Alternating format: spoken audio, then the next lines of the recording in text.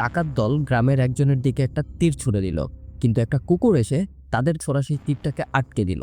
এই দেখে তো ডাকাত সর্দার শাওবিয়ং একেবারে রেগে পাগল হয়ে গেল। সে সাথে সাথে তার লোকদের আদেশ দিল, ঝাঁপিয়ে পড়ো, ওই বেয়াদবটাকে আজ শেষ করতে হবে। কিন্তু দু পা এগোতেই তারা পড়ল সরাসরি এক মারাত্মক ফাঁদে। ঘুরে দাঁড়ানোর শেষ সুযোগটাও পেল না। গ্রামবাসীদের নেতা তখন মুচকি হেসে বলল, বারবার বলেছিলাম যে এগোবে সে মরবে, এটা আমাদের পিঠে, এখানে তোমাদের রাজত্ব চলবে না। চোখের পলকে 10-12 জন ডাকাত সেখানেই শেষ। বাকিরা ভয়ে কাঁপতে কাঁপতে পাশ দিয়ে খুব সাবধানে যাওয়ার চেষ্টা করলো। তারা জানতো না এর জন্য তাদের চরম মূল্য দিতে হবে। যেই না তারা কাছাকাছি গেল, হঠাৎ পেছন দিক থেকে টেনে দেওয়া হলো মস্ত বড় একটি পর্দা। শাওবিয়ংদের সব আলো একেবারে আটকে গেল। সামনে কি হচ্ছে কিচ্ছু দেখা যাচ্ছে না, শুধু শোনা যাচ্ছিল তরোয়ারের ঝনঝন আর অসহায় ডাকাতদের আত্মচিৎকার। বুঝতে পারলো আবারও তারা গ্রামের মানুষদের ফাঁদে পড়েছে।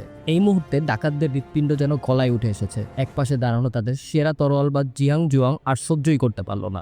এক ঝটকায় লাফিয়ে গিয়ে সে পর্দা কেটে ফেললো, কিন্তু হায় কপাল, ততক্ষণে সবকিছুই শেষ। ভেতরে ডজন ডজন ডাকাতদের শুধু মৃতদেহ করে আছে। ডাকাতদের একজন বলে উঠল, চলো ফিরে যাই দাদা, এভাবে আর খেলা সম্ভব না। ওদের উপর যেন এখন সাক্ষাৎ প্রেতাত্মা ভর করেছে। ডাকাত দলনেতা তাকে এক লাথি মেরে ফেলে দিয়ে বলল যে সেনাদের মন ভাঙে, তার বাঁচার দরকার নাই, তুই গিয়ে মর। দেশীয় মার্শাল আর্টসের উপর তৈরি করা এক অসাধারণ অ্যাকশন মুভি রিলিজ হতেই পেয়েছে 9.6 রেটিং। এখনো প্ল্যাটফর্মে দারুণ হিট। তো তোমার কি মনে হয়, শাওবিয়ং কি শেষ পর্যন্ত পারবে গ্রামের মানুষদের হারাতে? কমেন্ট করে এখনই তোমার মতামত জানাও আর বন্ধুদের সাথে শেয়ার করে দাও।